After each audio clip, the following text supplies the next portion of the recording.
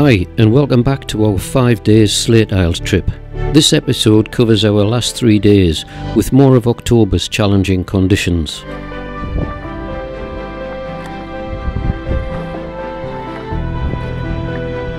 The Slate Islands, swept by incredible tide races, lie off Scotland's beautiful west coast and are extremely popular for experienced sea kayakers.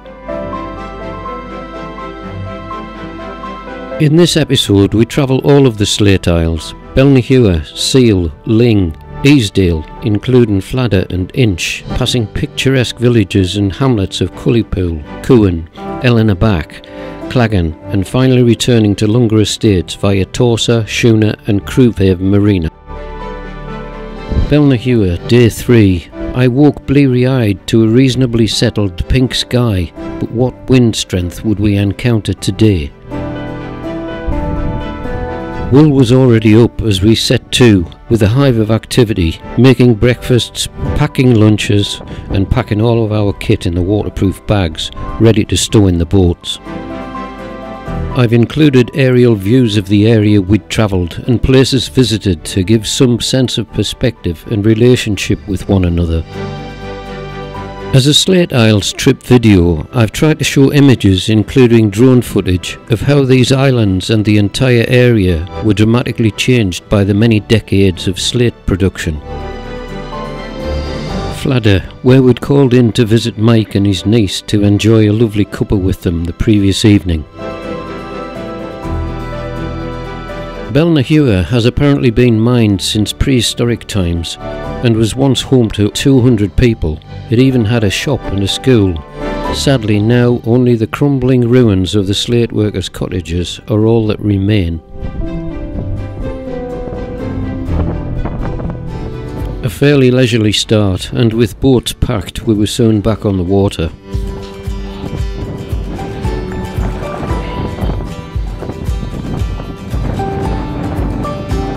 Rounding the island from our sheltered launch point, we headed north into the now brisk northeasterly wind.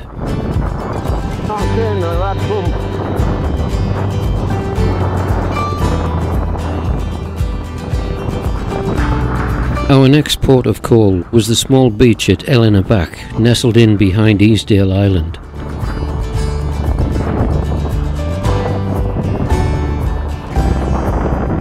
Paddling across to Easdale Island, we were both intrigued by the strange roofline shapes of the recently built houses jutting above the skyline. Some weird shapes.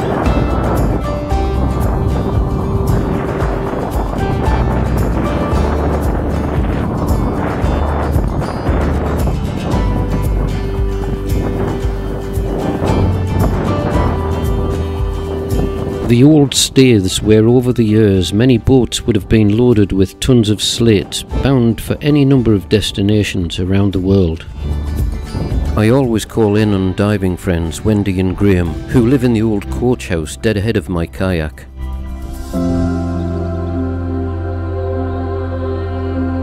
Ellenabeich and Easdale Island were regarded as the main producers of high quality slate in the area, and together with other quarries at their peak in the 1860s, producing over 9 million slates annually and exporting them worldwide.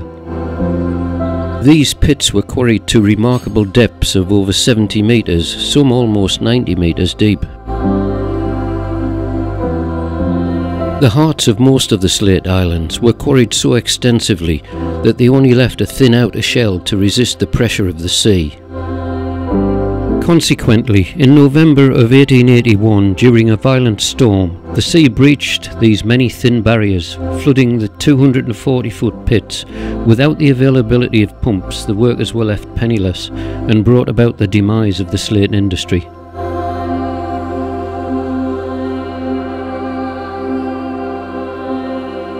After a quick catch-up with my mate Graham, and we were soon on our way northwest across to Insh Island, out in the main stretch of the Firth of Lorne. Say again? Oh, I hadn't heard of that. No? This was a superb little crossing to Insh in great conditions, and the beautiful backdrop of the cliffs of Mull as they stretched away westwards towards the Ross of Mull.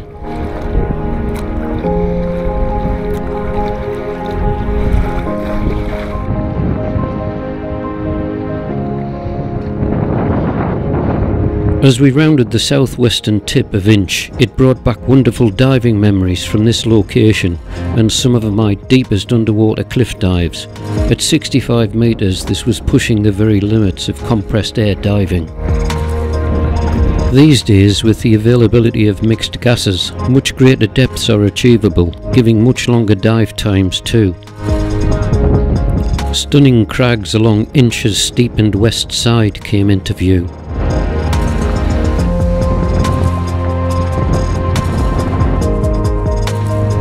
Yeah, it's a whole tree, isn't it?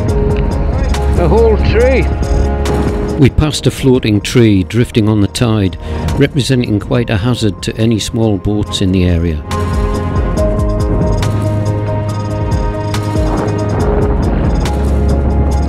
Leaving the northern tip of Insh, we crossed northeastwards back to the northern tip of Seil Island. We were now faced with the confusing task of finding the narrow wooded entrance to Claggan Sound, made all the more difficult in the low sunshine with many similar looking inlets. How are we looking for depth? Well, I think we're alright. Not that much further in actually. Tucks in round the corner.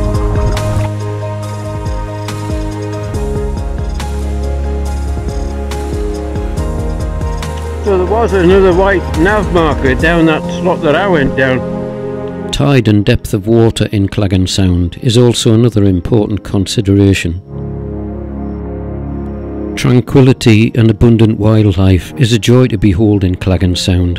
Home to several heron and otters are often spotted here. As the sound dries out, this morning's lazy start was part of the plan. We needed enough water to pass through on the rising spring tide, but without catching maximum flow, which would make it impossible to paddle against on our way south. Excellent timing, we were through, making use of the reduced flow up the sides. The beautiful Claggan Bridge, or Bridge over the Atlantic as it is locally known, was built in 1792 and together with the nearby Tynantrush pub is steeped in history of the Jacobite rebellion and well worth research, as there's too much to mention here.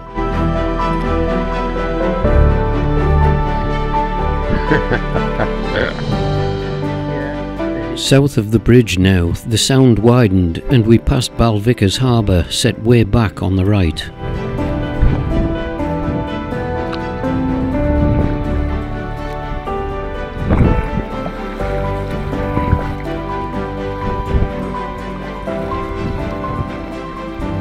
Rounding Seil's southern point, we entered the southern approaches of Cuan Sound and views across to Luing.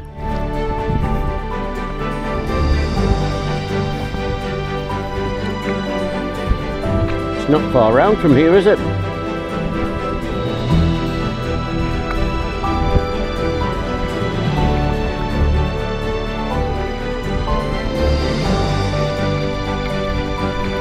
Our camp spot for tonight was the popular Argyll Kayakers Cove, just west of the Cuan Ferry slipway. In here, I think so. There's the kayaks on the rack there. Our first visit here, and what a cracking place it is, with great facilities right on the edge of Cuan Sound and run by Michael and Carolyn Fothergill. Our GPS trace for today's journey, from Belnahua northeast to Easdale, then out around the west side of Insh, then back over to Seil, down Claggan Sound, down the east of Seil Island past Balvicar and into Kayakers Cove in Cuan Sound.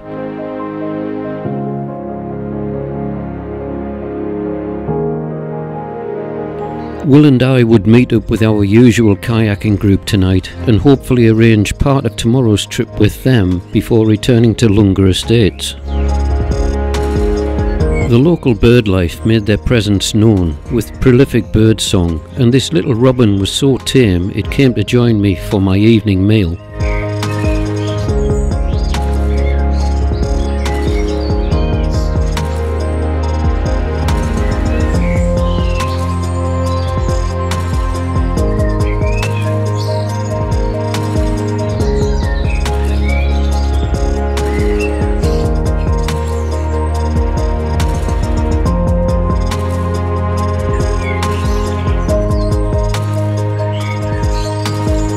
After a great catch-up with the other group last night, we set to making breakfast before breaking camp and packing the boats to travel south.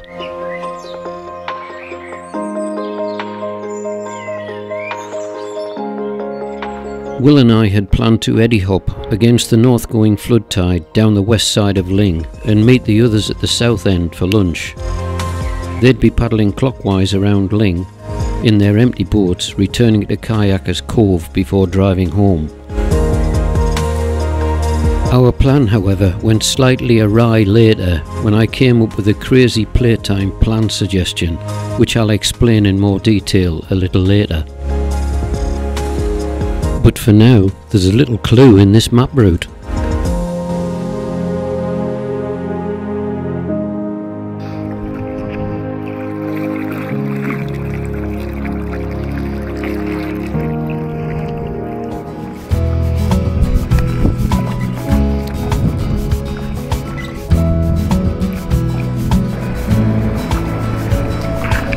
The others were already out on the water in Cuan Sound, and with empty kayaks had a better chance than Will and I at catching a bit wake riding.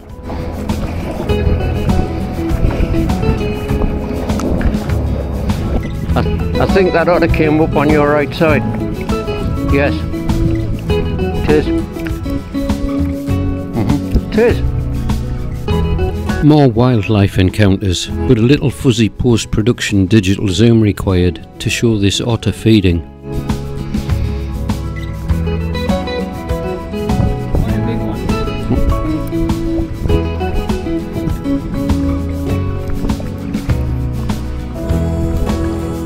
No, that gap through Rubha Fiola, Will, you need a big tide to get through there, and you'd still need the portage.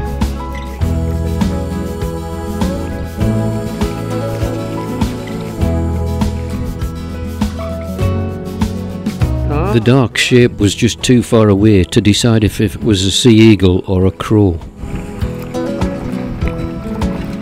3 deserters from the other group decided to join us down the west side of Luing.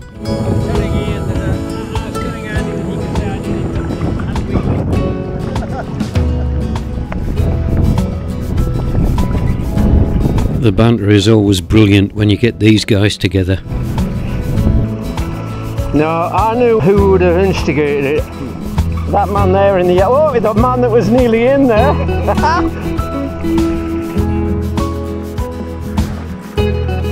Yeah, I picked up a couple of blisters yesterday.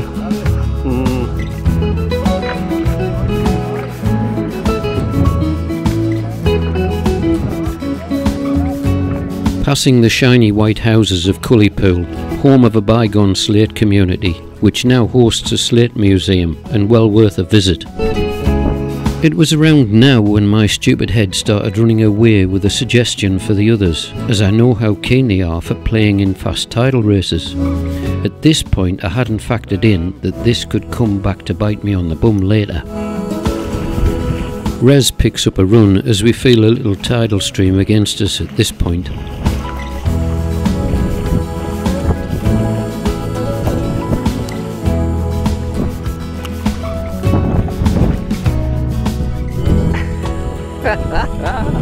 Watching me, watching you, watching them.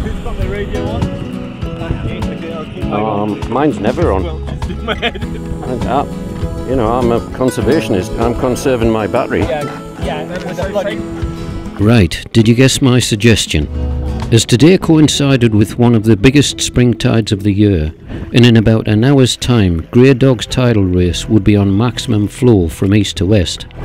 And yes, the guys were all daft enough to be up for it. However, they now had to convince the rest of the main group. Were they up for it?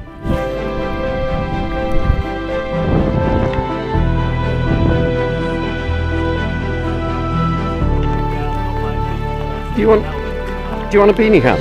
No, sure. Yes, the rest of the group, being as daft as the other 3 and thinking it could be fun, were also up for it. But this now seriously backfired, as Will was up for it too. I did have to remind him we were still in fully laden boats. However, the more I thought about it, I began to convince myself it would be a fun ride, and what could go wrong? To ensure safety cover, we'd all agreed to stay in our two separate groups. Heading west now, across the Sound of Luing, straight into the jaws of grey dogs, the narrow gap between Scarba and Lunga. We could now feel and see the stream starting to push us around the corner. What's that? Yeah, you can. Oh look, we're up there. What's that one then, Rez?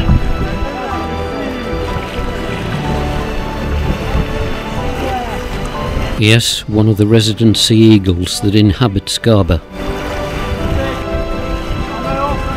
The nest further down, past the house. Thanks. Okay. Right, it's all downhill. Woohoo! The guys had decided, as I had paddled this area the most, I would be the tide race dummy for them to follow, and as they were keen to point out, it was my stupid idea.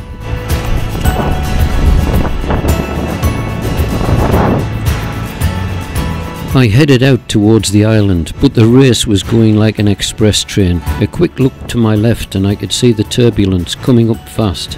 In an instant I could see the first whirlpool, and pushed harder to avoid it. Just as I got alongside I could see the second, much bigger and coming up faster. I needed to paddle right, much harder and faster, to avoid being pulled around the lip, and finally slingshot off the far side. I'd narrowly avoided the main pull and hoped the others had seen my route. That was a hell of a whirlpool there, wasn't it? Woo! Where's Andy? That was a whirlpool and a half, wasn't it? Our smaller group had all made it through and headed across the vertical eddies to the main eddy on the far side.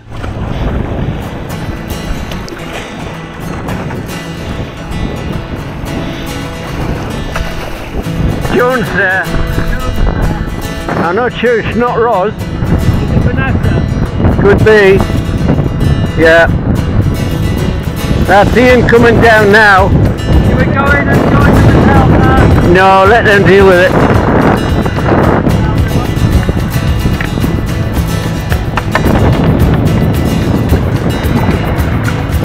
Ian's there anyway. Keep an eye on Sinclair.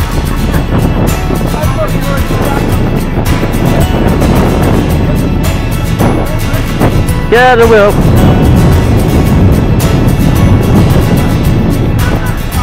Yeah, he's going down the chute. He's pulled in actually. Is that thing, sir? Is that Arthur?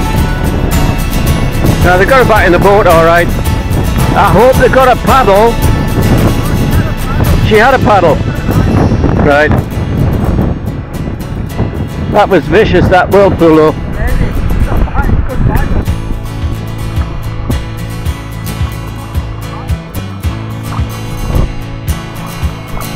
Is she alright? Oh, aye. You get them on video? Yeah, I think. How was she? Yeah, it was brilliant. Aye, coming on. Some piece of water there. Absolutely. You enjoy that, Rose? Yeah. I was there thinking of this one, Kenny. I think my mum went in. What, you plunge sort of vertically? Yeah. For God's sake, rolling in a whirlpool is easy, you know. So you go in it and then you just disappeared. Your head just went boom. You didn't video me. No, I wasn't close enough.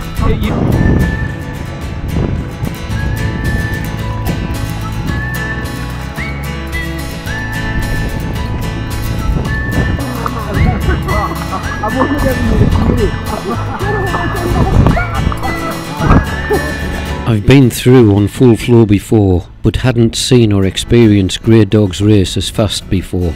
This also brought to mind how different this place would be against a westerly swell. We headed up the west side of Lunga and Rubha Fiola I stayed further out to take a little extra tidal assistance going north. Regrouping at the north end of Rubha Fiola, ready for the next pinch point, the breakout into the extremely fast northerly going flood stream, which also sweeps westward between the end of Rubha Fiola and the tiny island of Ormsa. Right, Andy? It's important at this point to make as much progress south by eddy hopping against the tide to ensure you travel as far east, breaking into the stream with your ferry glide if you're heading for Belnahua or Fladda, to avoid being swept too far westward downstream.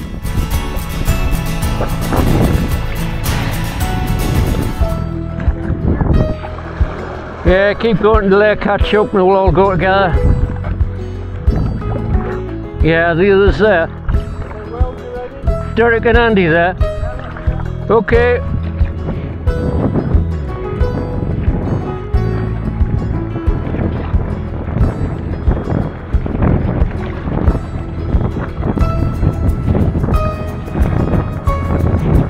This area of the Sound has lots of shallow underwater reefs, restricting the flow, producing turbulence and increasing tidal speed.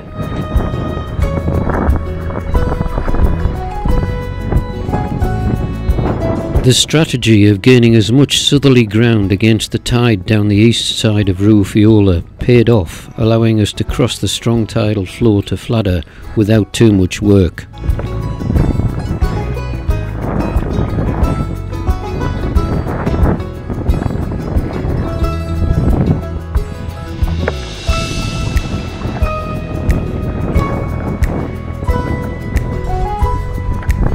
Excellent stuff. I just love this stretch of water. Magic piece of water. Yeah. But you know which way the water's flowing, do you, Derek? Kind of feel it.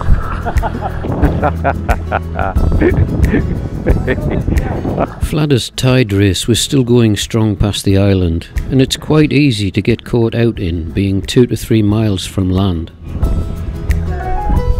Yeah, okay, Andy's coming now anyway, we'll head off. Oh, he's pulling in. Oh, nicely done, sir. Excellent. Textbook stuff. Sign him off, Rez.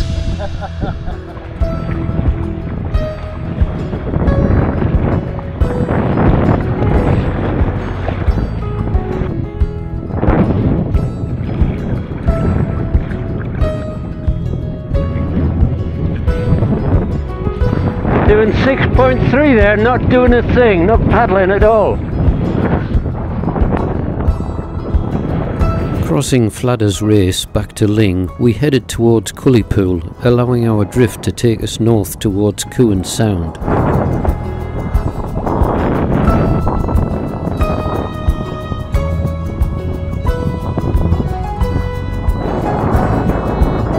The distinctive pylons on the horizon either side of Cuan mark the western entrance to the Sound, but once within we'd need to eddy hop against the tidal stream before finally making our crossing back to Kayakers Cove.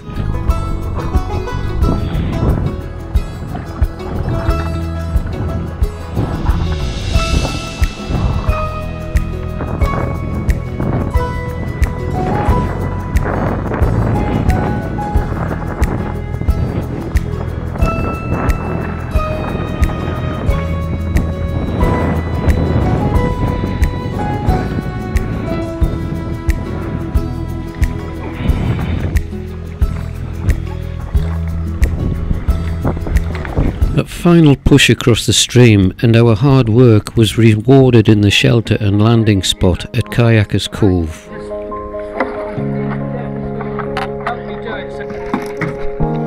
Do you want a hand raise? Sure? Look it up. Who's that man there? It's a chief. It's travelled round to Fladda today, and we're all back safe and sound. Excellent. It's definitely the look. With my purple outfit. He's not got an edge on it. No, no. Yeah, I'll just pull this alongside.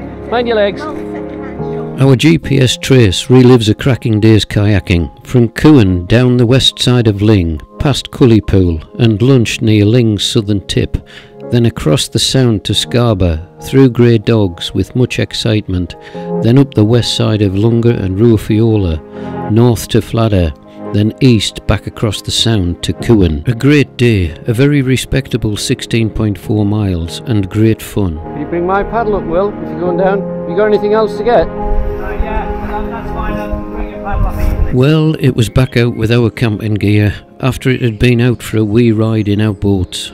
If I'd had my stupid idea this morning, we could have left it all ready for our return. Doh!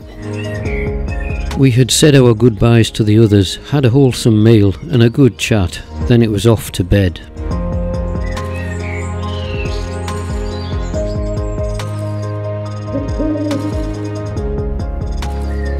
Day 5 and our last day, a short paddle west of Torsa, then southeast past Tuna, back to Lunga Estates.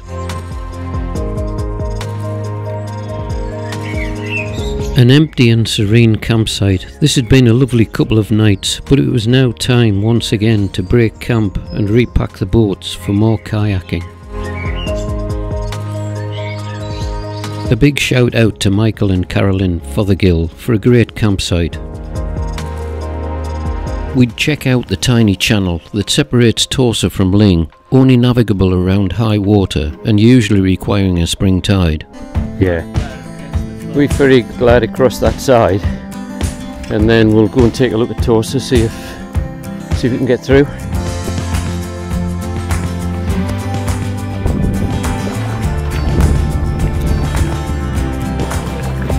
Yeah, I'm just going to stick my nose in.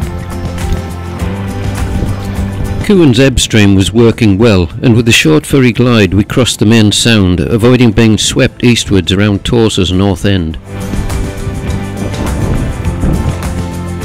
Woo!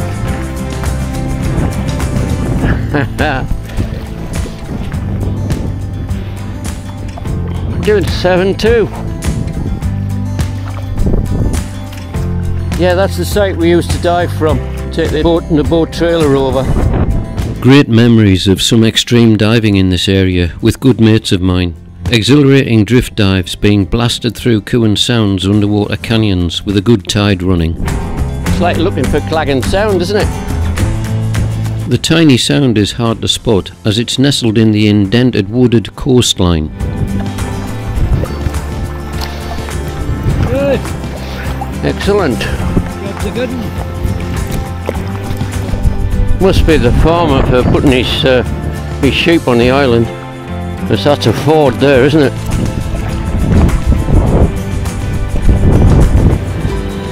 Lovely! Well, that was good, yeah. It was! That was an excellent end to the trip. Oh, brilliant. Brilliant end to the trip. Just head for that little island, I think, Will. Once through the narrow sound, we had a straight route directly southeast past Tuna's east side, and on finally past Crewhaven Marina to Lunga Estates, our setting off point 5 days ago.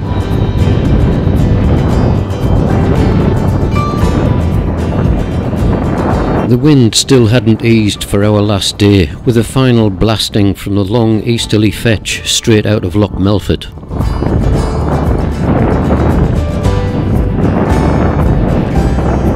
The wind forecast may have meant aborting our Dura circumnavigation, but this trip had been an excellent alternative, an exhilarating 5 days, each day having its own special challenges, kayaking through fabulous seascapes, magnificent scenery, amid an abundance of wildlife, despite it being the very end of October.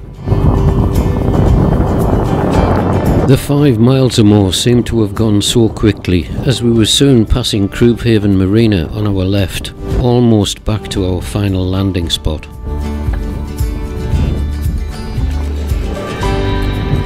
An outstanding 5 days kayaking and a magnificent trip. The question now, would it belong to our next trip, and where would Will and I be heading off to on another sea kayaking adventure?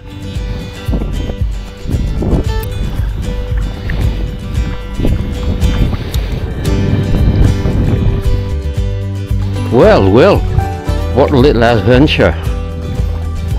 great, fantastic, yeah. Excellent. Excellent stuff. No, thank you. Great. Great stuff.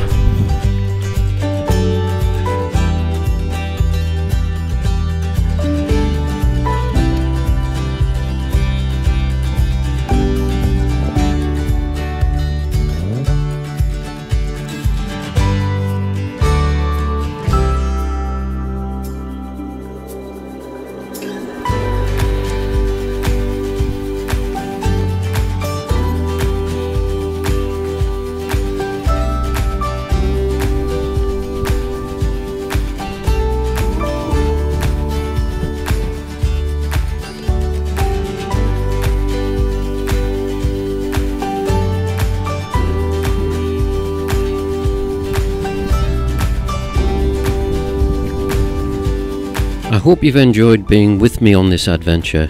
Please hit the like and subscribe buttons and enjoy more of my videos by clicking on the thumbnails for recommended content. Thanks for watching.